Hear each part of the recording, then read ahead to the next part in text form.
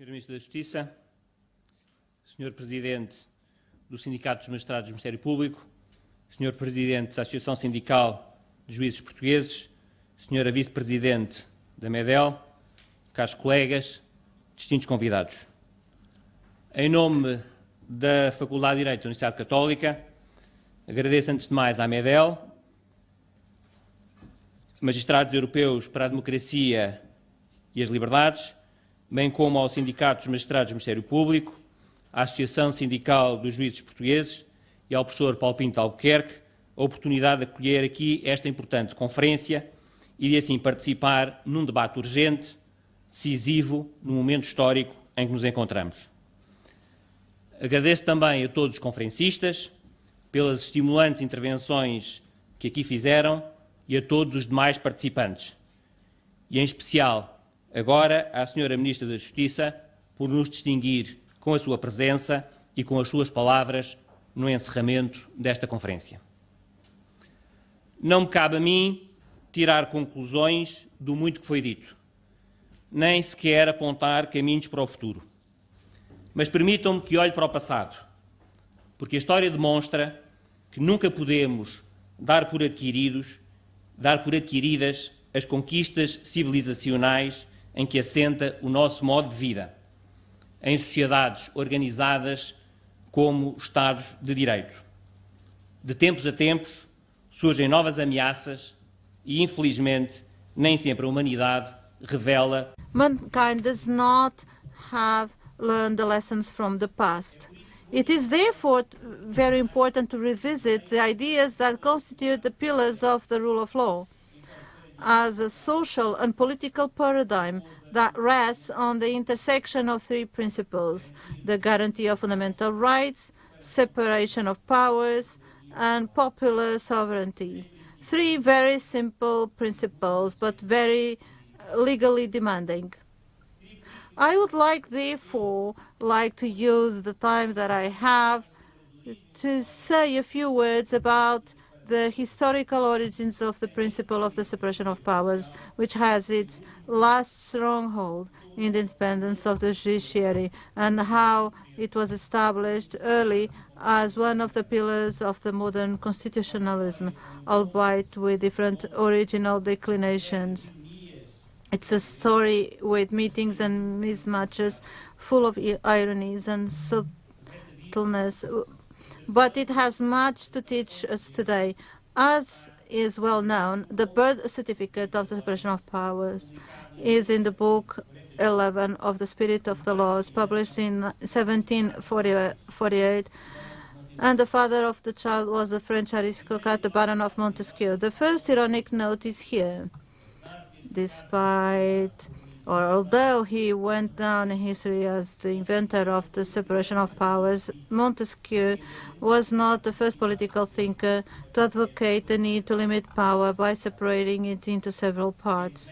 James Madison was well aware of this historical misconception when, in the Federalist Papers, he wrote, he is not the author of this inestimable precept in political science, at least he had the merit of remembering it to the attention of mankind.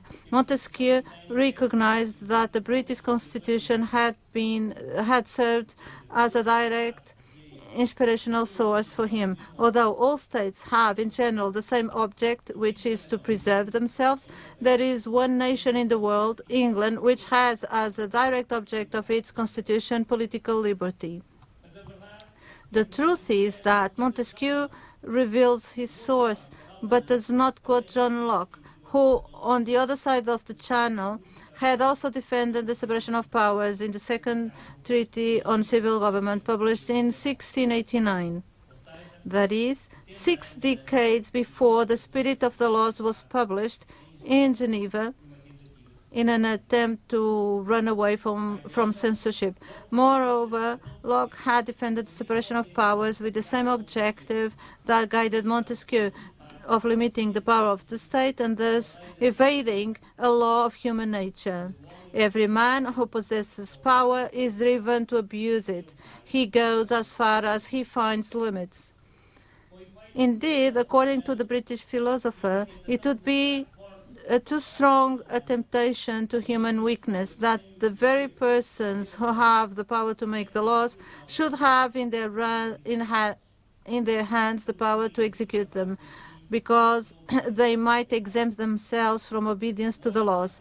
Locke starts from this assumption for a substantive distinction between legislative and executive power, then proceeds to the definition of a third power, which he called federative power, which is a kind of power to conduct external relations of the state. Clearly, Locke missed the mark. If he had looked more carefully at the political reality of England in that time, at his time, he would have come across the courts and their judges. The opportunity Locke missed would thus have been seized or taken inference by a judge with a rather strong sociological vocation. The real reason why Montesquieu figures in the history as a father of separation of powers lies precisely in the fact that he had been a judge by profession.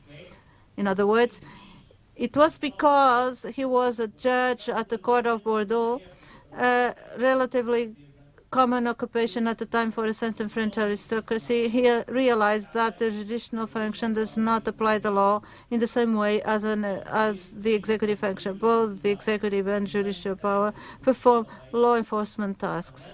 They are both subordinate functions to the law, but they don't have the same nature. The former is a partial power in active pursuing the public interest and is organized hierarchically. The latter is characterized by impartiality, passivity, and independence. In the middle of the 18th century, in the absolutist France, only a judge, experienced and cultured like Montesquieu, would be able to make this distinction between executing and judging so clearly. There are at least two different ways to apply the same law: by the arm of the monarchs and their servants, and also by the prudence of judges. At the origin of the principle of separation of powers and the independence of the judiciary is therefore the intelligence of a judge. It is commonly said, on the other hand, and this will be the second note of irony of this narrative, that Montesquieu was inspired in the British constitutional experience to propose to France a system of separation of powers that would only truly be adopted with the approval of the U.S. Constitution in 1787. Montesquieu's influence on the American constituents is a widely documented historical fact.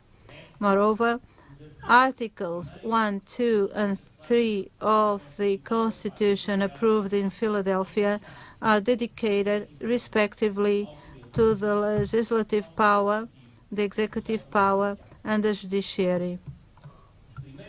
The first articles of the oldest Constitution in force do not contain, after all, in view of the thinking of the author of the spirit of the laws, much more than a couple of simple ideas: the division of the political power in three branches, avoiding abuses.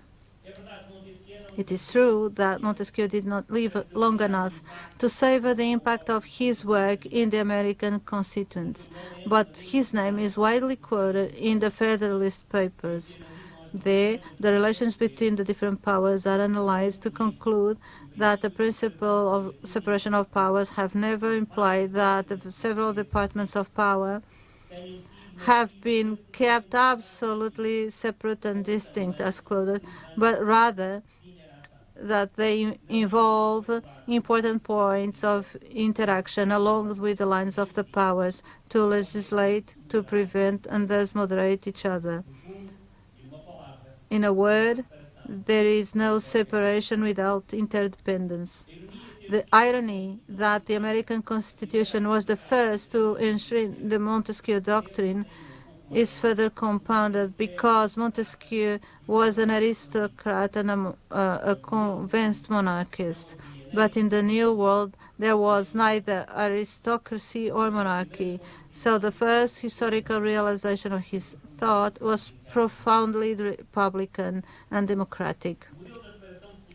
The model of separation of powers designed by Montesquieu did not have an impact in the United States. Later, it also had great influence in France and from there on in all the states of the European continent, as they were swept away by the respective liberal revolutions and throughout the world whenever the first written constitutions were drawn up.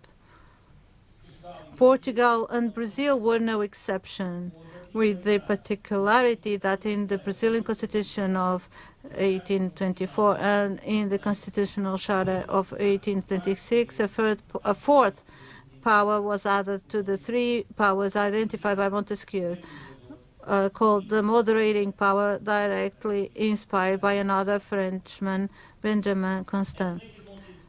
The influence of Montesquieu in his own country, however, clashed with the thought of Rousseau at the beginning, an author of Swiss origin, who, and this is another irony of the history, he did not believe in the separation of powers. For the philosopher of Geneva, the people, deliberating by majority, could do everything.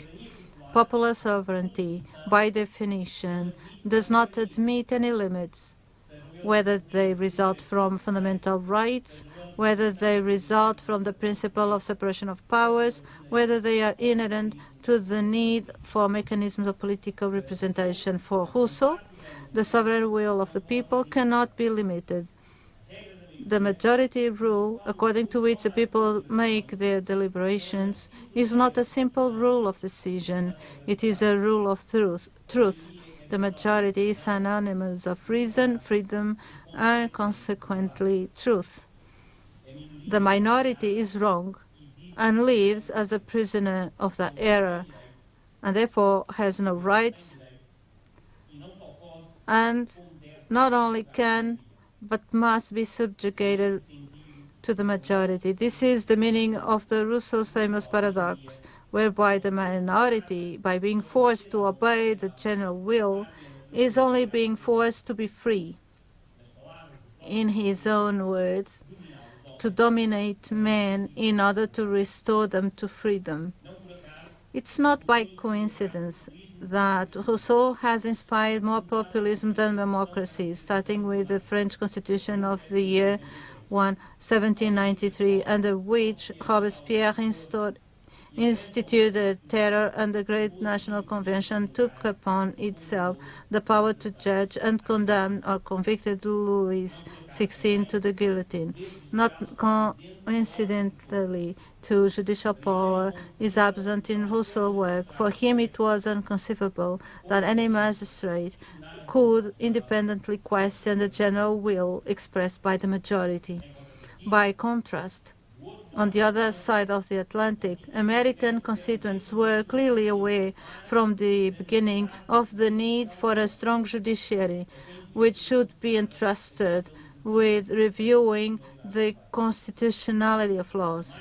The most famous decision in the entire history of constitutional justice, Marbury v. Madison, handed down in 1803, only 16 years after the Philadelphia Convention, was not a coincidence.